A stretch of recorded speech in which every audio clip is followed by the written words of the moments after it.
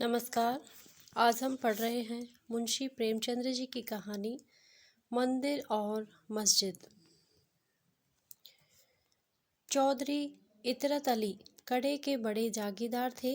उनके बुजुर्गों ने शाही ज़माने में अंग्रेजी सरकार की बड़ी बड़ी खिदमत की थी। उनके बदले में यह जागीर मिली थी। अपने सुप्रबंधन से उन्होंने अपनी मिल्कियत और भी बढ़ा ली थी और अब इस इलाके में उनसे ज़्यादा धनी मानी कोई आदमी ना था। अंग्रेज़ हुक्काम जब इलाके में दौरा करने जाते जो चौधरी साहब की मिजाज पुरसी के लिए ज़रूर आते थे, मगर चौधरी साहब खुद किसी हाकिम को सलाम करने ना जाते, चाहे वह कमिश्नर ही क्यों ना हो। उन्होंने कचहरियों में न जाने का व्रत सा कर लिया था। किसी इजलास दरबार में भी न जाते थे। किसी हाकिम के सामने हाथ बांधकर खड़ा होना और उसकी हर एक बात पर जी हजूर करना अपनी शान के खिलाफ समझते थे।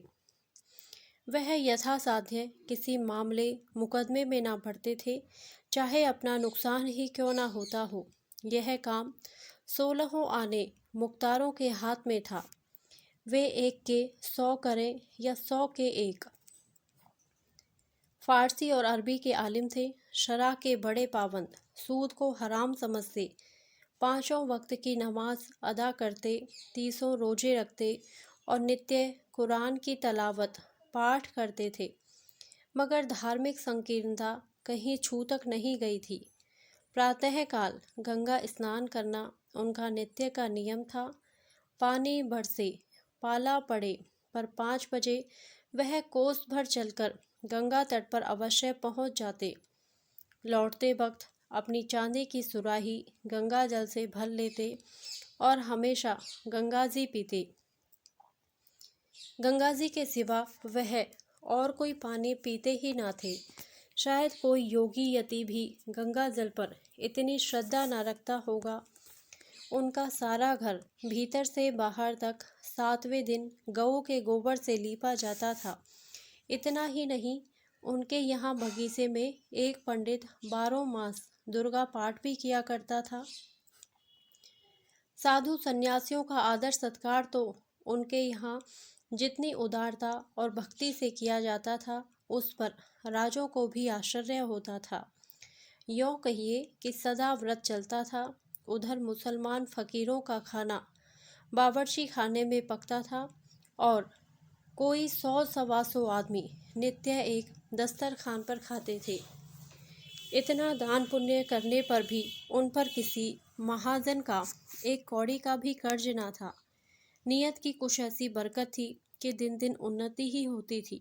उनकी रियासत में आम हुक्म था, मुर्दों को जलाने के लिए, किसी यज्ञ या भोज के लिए, शादी ब्याह के लिए सरकारी जंगल से जितनी लकड़ी चाहे काट लो, चौधरी साहब से पूछने की ज़रूरत ना थी। हिंदू असामियों की बारात में उनकी ओर से कोई ना कोई जरूर शरीक होता था।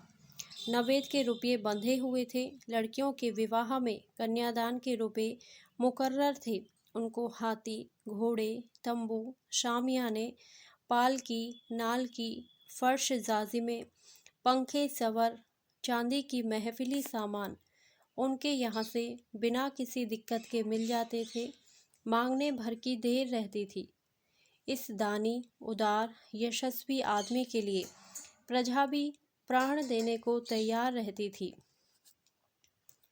चौधरी साहब के पास एक राजपूत चपरासी था, भजन सिंह। पूरे 6 फुट का जवान था, चौड़ा सीना, बाने का लठैत, सैकड़ों के बीच से मारकर निकले आने वाला। उसे भय तो छू भी नहीं गया था। चौधरी साहब को उस पर असीम विश्वास था, यहाँ तक कि हज करने गए तो उसे भी साथ लेते गए थे। उनके दुश्मनों की कमी ना थी। आसपास के सभी जमादार उनकी शक्ति और कीर्ति से जलते थे।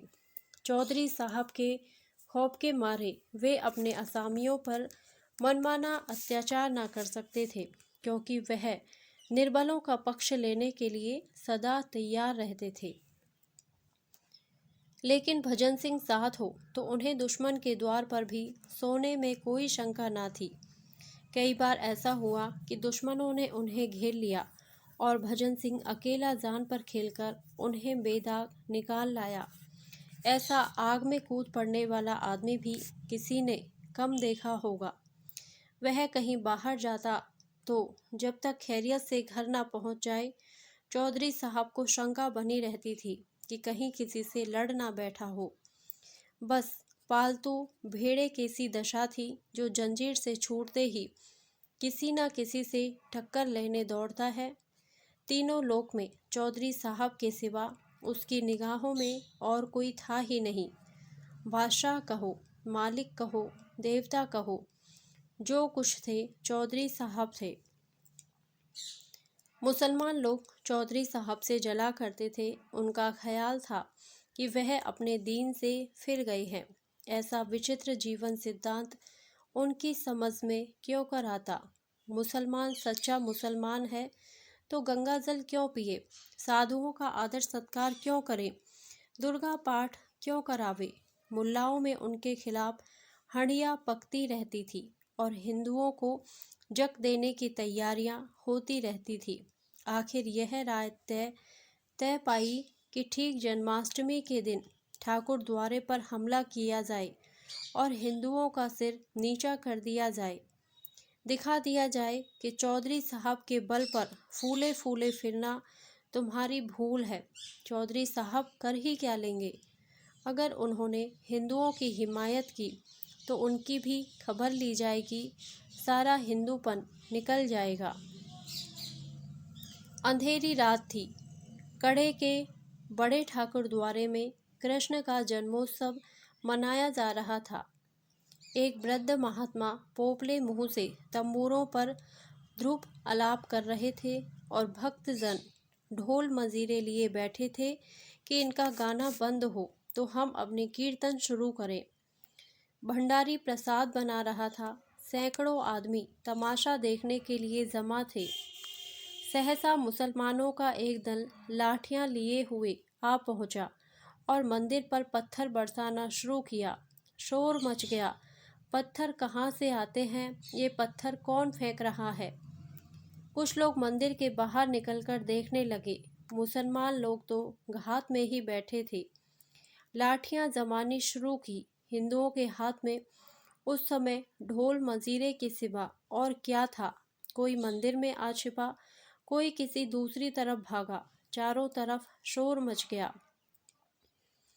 चौधरी साहब को भी खबर हुई। भजन सिंह से बोले, ठाकुर देखो तो क्या शोरगुल है, जाकर बदमाशों को समझा दो और ना माने तो 2-4 हाथ चला भी देना, मगर खून खच्चर ना होने पाए। ठाकुर यह शोरगुल सुन सुनकर दांत पीस रहे थे, दिल पर पत्थर की सिल रखे बैठे थे। यह आदेश सुना तो मुंह मांगी मुराद पाई। शत्रु भंजन डंडा कंधे पर रखा और लपके हुए मंदिर पहुँचे।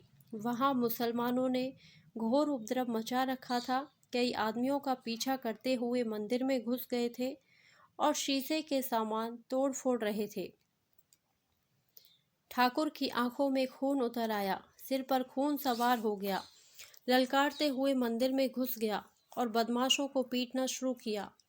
एक तरफ तो वह अकेला और दूसरी तरफ 50 आदमी। लेकिन वहाँ रे शेर, अकेले सबके छक्के छुड़ा दिए। कई आदमियों को मार गिराया। गुस्से में उसे इस वक्त कुछ ना सूझता था। किसी के मरने जीने की परवाह ना थी। मालूम नहीं उसमें इतनी शक्ति कहाँ से आ गई थी।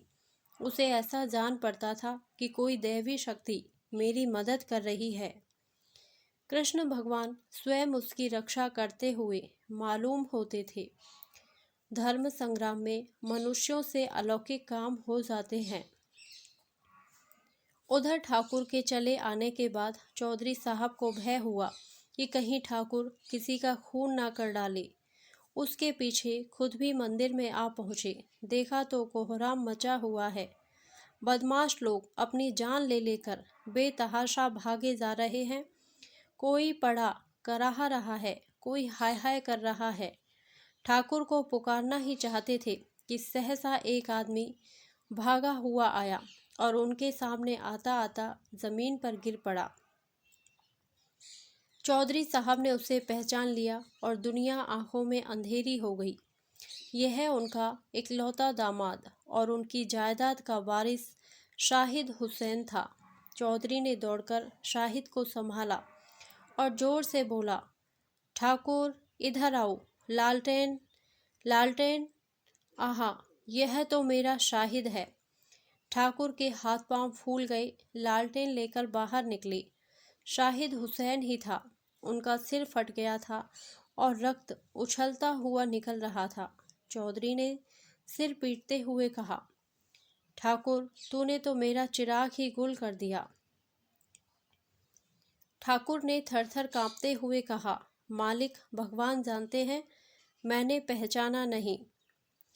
चौधरी, नहीं, मैं तुम्हारे ऊपर इल्ज़ाम नहीं रखता। भगवान के मंदिर में किसी को घुसने का अख्तियार नहीं है। अफसोस यही है कि ख़ानदान का निशान मिट गया और तुम्हारे हाथों। तुमने मेरे लिए हमेशा अपनी जान हथेली पर रखी और खुदा ने तुम्हारे ही हाथों मेरा सत्यानाश करा दिया। चौधरी साहब रोते जाते थे और ये बातें कहते जाते थे। ठाकुर ग्लानि और पश्चाताप से गड़ा जाता था। अगर उसका अपना लड़का मारा गया होता तो उसे इतना दुख ना होता। आहा, मेरे हाथों मेरे मालिक का सर्वनाश हुआ, जिसके पसीने की जगह वह खून बहाने को तैयार रहता था, जो उसका स्वामी ही नहीं इष्ट था, जिसके जरा से इशारे पर वह आग में कूद सकता था। उसी के वंश की उसने जड़ काट दी। वह उसकी आस्तीन का सांप निकला। रुंधे हुए कंठ से बोला, सरकार, मुझसे बढ़कर अभागा और कौन होगा। मेरे मुंह में कालिख लग गई। यह कहते कहते ठाकुर ने कमर से छुरा निकाल लिया। वह अपनी छाती में छुरा घोंपकर कालीमा को रक्त से धोना ही चाहते थे कि चौधरी साहब ने लपककर छुरा उनके हाथों से छीन लिया और बोले, क्या करते हो, होश संभालो। ये तकदीर के करिश्मे हैं, इसमें तुम्हारा कोई कसूर नहीं। खुदा को जो मंजूर था वह हुआ। मैं अगर खुद शैतान के बहकावे में आकर मंदिर में घुसता और देवता की तौहीन करता और तुम मुझे पहचान कर भी कत्ल कर देते तो मैं अपना खून माफ़ कर देता। किसी के दीन की तौहीन करने से बड़ा और कोई गुनाह नहीं है। गौ, इस वक्त मेरा कलेजा फटा जाता है और यह सदमा मेरी जान ही लेकर छोड़ेगा। पर खुदा गवाह है कि मुझे तुमसे जरा भी मलाल नहीं है। तुम्हारी जगह मैं होता तो मैं भी यही करता, चाहे मेरे मालिक का बेटा ही क्यों ना होता। घर वाले मुझे तानों से छेदेंगे। लड़की रो रो कर मुझसे खून का बदला मांगेगी। सारे मुसलमान मेरे खून के प्यासे हो जाएंगे। मैं काफिर और बेदीन कहा जाऊंगा। शायद कोई दीन का पक्का नौजवान मुझे कत्ल करने पर भी तैयार हो जाए, लेकिन मैं हक से मुंह ना मोड़ूंगा। अंधेरी रात है, इसी दम यहाँ से भाग जाओ और मेरे इलाके में किसी छावनी में छिप जाओ। वह देखो, कई मुसलमान चले आ रहे हैं, मेरे घर वाले भी हैं। भागो भागो। साल भर भजन सिंह चौधरी साहब के इलाके में छिपा रहा। एक और मुसलमान लोग उसकी टोह में लगे रहते थे, दूसरी ओर पुलिस, लेकिन चौधरी उसे हमेशा छिपाते रहते थे। अपने समाज के ताने सहे, अपने घरवालों का तिरस्कार सहा, पुलिस के वार सहे, मुल्लाओं की धमकियां सही, पर भजन सिंह की खबर किसी का कानो कान न होने दी। ऐसे वफादार स्वामी भक्त सेवक को वह जीते जी निर्दय कानून के पंजे में न देना चाहते थे। उनके इलाके की छावनियों में कई बार तलाशियां हुई। मुल्लाओं के घर के नौकरों, मामाओं, लौंडियों को मिलाया, लेकिन चौधरी ने ठाकुर को अपने एहसानों की भांति छिपाए रखा। लेकिन ठाकुर को अपने प्राणों की रक्षा के लिए चौधरी साहब को संकट में पड़े देखकर असह्य वेदना होती थी। उसके जी में बार बार आता था, चलकर मालिक से कह दूं, मुझे पुलिस के हवाले कर दीजिए। लेकिन चौधरी साहब बार बार उसे छिपे रहने की ताकीद करते रहते थे। जाड़ों के दिन थे। चौधरी साहब अपने इलाके का दौर कर रहे थे। अब वह मकान पर बहुत कम रहते थे। घर वालों के शब्द वानों से बचने का यही उपाय था। रात को खाना खाकर लेटे ही थे कि भजन सिंह आकर सामने खड़ा हो गया। उसकी सूरत इतनी बदल गई कि चौधरी साहब देखकर चौंक पड़े। ठाकुर ने कहा, सरकार अच्छी तरह है? चौधरी, हाँ, खुदा का फजल है। तुम तो बिल्कुल पहचाने ही नहीं जाते। इस वक्त कहाँ से आ रहे हो? ठाकुर, मालिक, अब तो छिपकर नहीं रहा जाता। हुक्म हो तो जाकर अदालत में हाजिर हो जाऊं। जो भाग्य में लिखा होगा वो होगा। मेरे कारण आपको इतनी हैरानी हो रही है, यह मुझसे नहीं देखा जाता। चौधरी, नहीं ठाकुर, मेरे जीते जी नहीं। तुम्हें जानबूझकर भाड़ के मुंह में नहीं डाल सकता। पुलिस अपनी मर्जी के माफिक शहादतें बना लेगी और मुफ्त में तुम्हें जान से हाथ धोना पड़ेगा। तुमने मेरे लिए बड़े बड़े खतरे सहे हैं। अगर मैं तुम्हारे लिए इतना भी ना कर सकूं तो मुझसे कुछ मत कहना। ठाकुर, कहीं किसी ने सरकार? चौधरी, इसका बिल्कुल कम ना करो। जब तक खुदा को मंजूर ना होगा कोई मेरा बाल भी बांका नहीं कर सकता। तुम अब जाओ, यहाँ ठहरना खतरनाक है। ठाकुर, सुनता हूँ लोगों ने आपसे मिलना जुलना छोड़ दिया है। चौधरी, दुश्मनों का दूर रहना ही अच्छा। लेकिन ठाकुर के दिल में जो बात जम गई थी वह ना निकली। इस मुलाकात ने उसका इरादा और भी पक्का कर दिया। इन्हें मेरे कारण यूँ मारे मारे फिरना पड़ रहा है। यहाँ इनका कौन अपना बैठा हुआ है जो चाहे आकर हमला कर सकता है। मेरी इस जिंदगानी को धिक्कार है। प्रातःकाल ठाकुर जिला हाकिम के बंगले पर पहुंचा। साहब ने पूछा, तुम अब तक चौधरी के कहने से छिपा था? ठाकुर, नहीं हुजूर, अपनी जान के खौफ से। चौधरी साहब ने यह खबर सुनी तो सन्नाटे में आ गए। अब क्या हो? अगर मुकदमे की पैरवी ना की गई तो ठाकुर का बचना मुश्किल है। पैरवी करते हैं तो इस्लामी दुनिया में तहलका पड़ जाता है। चारों तरफ से फतवे निकलने लगेंगे। उधर मुसलमानों ने ठान ली कि इसे फांसी दिलाकर ही छोड़ेंगे। आपस में चंदा किया गया। मुल्लाओं ने मस्जिद में चंदे की अपील की। द्वार द्वार झोली बांधकर घूमे। इस पर कौमी मुकदमे का रंग चढ़ाया गया। मुसलमान वकीलों को नाम लूटने का मौका मिला। आसपास के ज़िलों में लोग जिहाद में शरीक होने के लिए आने लगे। चौधरी साहब ने भी पैरवी करने का निश्चय किया, चाहे कितनी ही आफतें क्यों न सिर पर आ पड़े। ठाकुर उन्हें इंसाफ की निगाह में बेकसूर मालूम होता था और बेकसूर की रक्षा करने में उन्हें किसी का खौफ न था। घर से निकल खड़े हुए और शहर में जाकर डेरा जमा लिया। 6 महीने तक चौधरी साहब ने जान लड़ाकर मुकदमे की पैरवी की। पानी की तरह रुपए बहाए, आंधी की तरह दौड़े। वह सब किया जो जिंदगी में कभी ना किया था और ना पीछे कभी किया। अहलकारों की खुशामदें की, वकीलों के नाज उठाए, हाकिमों को नजरें दी और ठाकुर को छुड़ा लिया। सारे इलाके में धूम मच गई। जिसने सुना दंग रह गया। इसे कहते हैं शराफत। अपने नौकर को फांसी से उतार लिया। लेकिन सांप्रदायिक द्वेष ने इस सत्कार्य को और ही आंखों से देखा। मुसलमान झल्लाए, हिंदुओं ने बगलें बजाई। मुसलमान समझे इनकी रही सही मुसलमानी भी गायब हो गई। हिंदुओं ने ख्याल किया अब इनकी शुद्धि कर लेनी चाहिए। इसका मौका आ गया। मुल्लाओं ने जोर जोर से तबलीग की हाँक लगानी शुरू की। हिंदुओं ने भी संगठन का झंडा उठाया। मुसलमानों की मुसलमानी जाग उठी और हिंदुओं का हिंदुत्व। ठाकुर के कदम भी इस रेले में उखड़ गए। मन चले थे ही हिंदुओं के मुखिया बन बैठे। जिंदगी में कभी एक लोटा जल तक शिव को ना चढ़ाया था। अब देवी देवताओं के नाम पर लठ चलाने के लिए उद्यत हो गए। शुद्धि करने को कोई मुसलमान ना मिला तो दो एक चमारों ही की शुद्धि कर डाली। चौधरी साहब के दूसरे नौकरों पर भी असर पड़ा।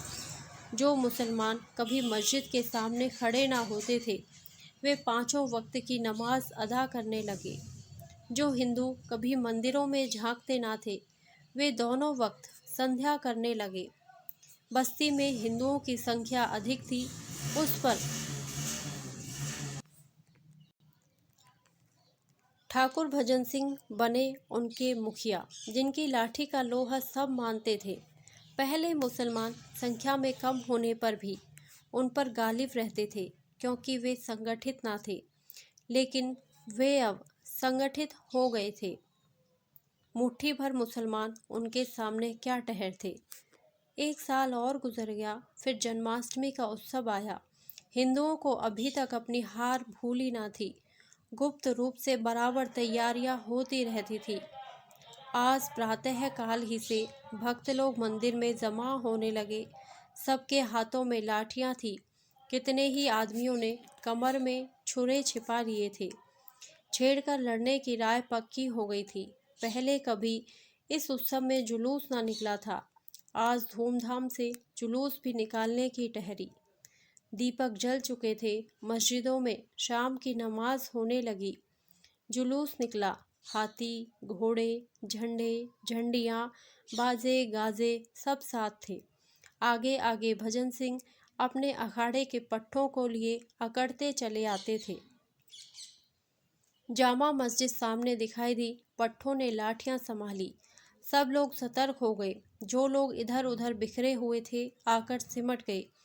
आपस में कुछ काना फूसी हुई। बाजे और जोर से बजने लगे। जय जयकार की ध्वनि और जोर से उठने लगी। जुलूस मस्जिद के सामने आ पहुंचा। सहसा एक मुसलमान ने मस्जिद से निकलकर कहा, नमाज का वक्त है, बाजे बंद कर दो। भजन सिंह, बाजे ना बंद होंगे। मुसलमान, बंद करने पड़ेंगे। भजन सिंह, तुम अपनी नमाज क्यों नहीं बंद कर देते। मुसलमान, चौधरी साहब के बल पर मत फूलना, अब की होश ठंडे हो जाएंगे।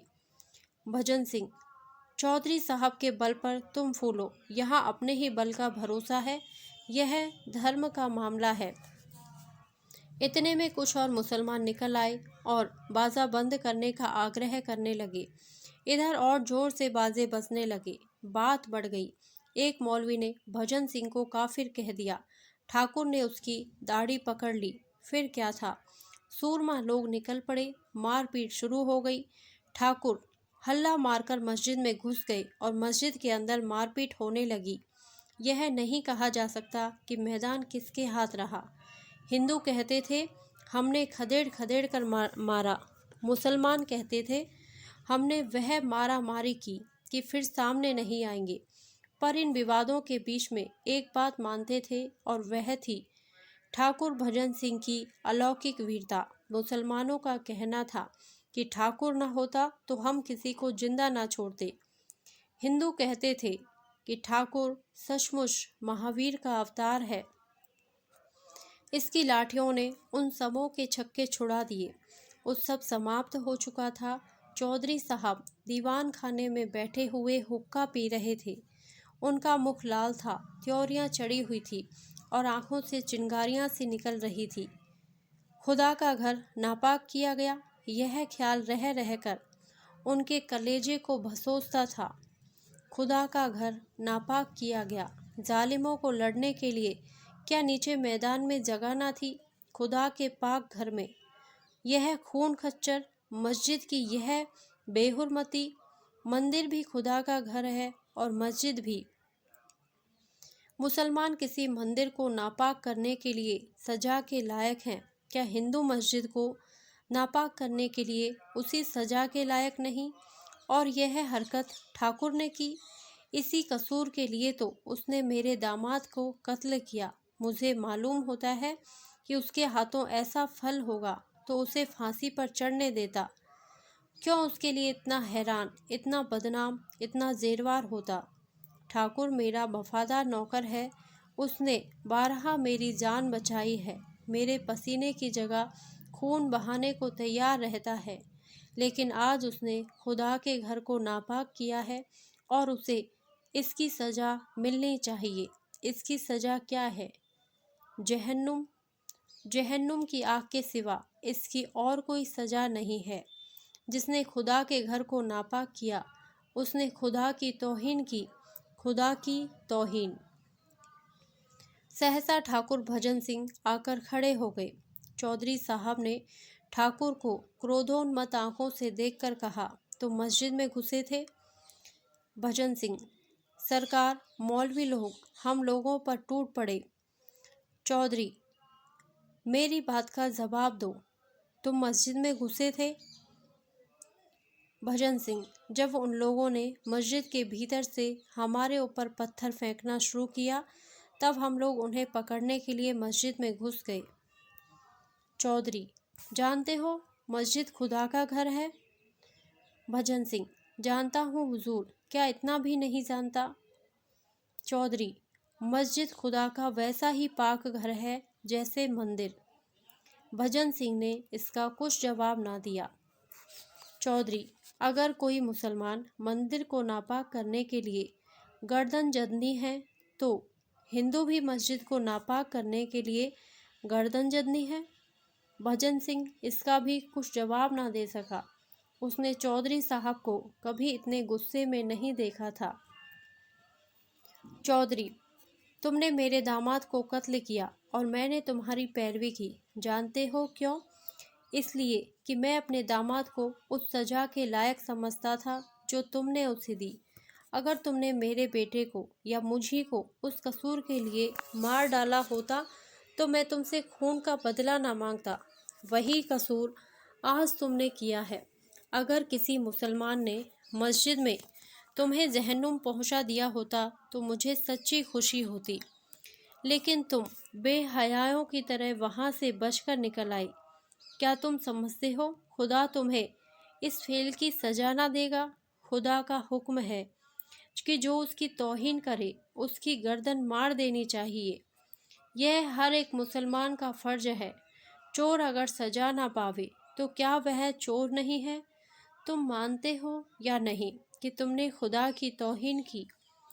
ठाकुर इस अपराध से इनकार न कर सके। चौधरी साहब के सत्संग ने हठ धर्मी को दूर कर दिया। बोले, हाँ साहब, यह कसूर तो हो गया। चौधरी, इसकी जो सज़ा तुम दो चुके हो वह सज़ा खुद लेने के तैयार हो। ठाकुर, मैंने जानबूझकर तो दूल्हा मियाँ को नहीं मारा था। चौधरी, तुमने ना मारा होता तो मैं अपने हाथों से मारता, समझ गए? अब मैं तुमसे खुदा की तौहीन का बदला लूँगा। बोलो, मेरे हाथों चाहते हो या अदालत के हाथों? अदालत से कुछ दिनों के लिए सज़ा पा जाओगे। मैं कत्ल करूँगा। तुम मेरे दोस्त हो, मुझे तुमसे मुतलक कीना नहीं है। मेरे दिल को कितना रंज है यह खुदा के सिवा और कोई नहीं जान सकता, लेकिन मैं तुम्हें कत्ल करूँगा। मेरे दीन का यह हुक्म है। यह कहते हुए चौधरी साहब तलवार लेकर ठाकुर के सामने खड़े हो गए। विचित्र दृश्य था। एक बूढ़ा आदमी, सिर के बाल पके, कमर झुकी, तलवार लिए एक देव के सामने खड़ा था। ठाकुर लाठी के एक ही वार से उनका काम तमाम कर सकता था, लेकिन उसने सिर झुका दिया। चौधरी के प्रति उसका रोम रोम में श्रद्धा थी। चौधरी साहब अपने दीन के इतने पक्के हैं, इसकी उसने कभी कल्पना तक ना की थी। उसे शायद धोखा हो गया कि यह दिल से हिंदू है। जिस स्वामी ने उसे फांसी से उतार लिया, उसके प्रति हिंसा या प्रतिकार का भाव उसके मन में क्यों कराता? वह दिलेर था और दिलेरों की भांति निष्कपट था। उसे इस समय क्रोध न था, पश्चाताप था। दीन कहता था मारो, सज्जनता कहती थी छोड़ो। दीन और धर्म में संघर्ष हो रहा था। ठाकुर ने चौधरी का असमंजस देखा, गदगद कंठ से बोला, मालिक, आपकी दया मुझ पर हाथ न उठाने देगी। अपने पाले हुए सेवक को आप मार नहीं सकते, लेकिन यह सिर आपका है, आपने इसे बचाया था, आप इसे ले सकते हैं। यह मेरे पास आपकी अमानत थी, यह अमानत आपको मिल जाएगी। सवेरे मेरे घर किसी को भेजकर मंगवा लीजिएगा। यहाँ दूंगा तो उपद्रव खड़ा हो जाएगा। घर पर कौन जाएगा, किसने मारा, जो भूल चूक हुई हो क्षमा कीजिएगा। यह कहता हुआ ठाकुर वहाँ से चला गया। धन्यवाद। यदि आपको यह कहानी अच्छी लगी हो तो प्लीज़ मेरे वीडियो को लाइक करें, शेयर करें और मेरे चैनल को सब्सक्राइब करें। Thank you.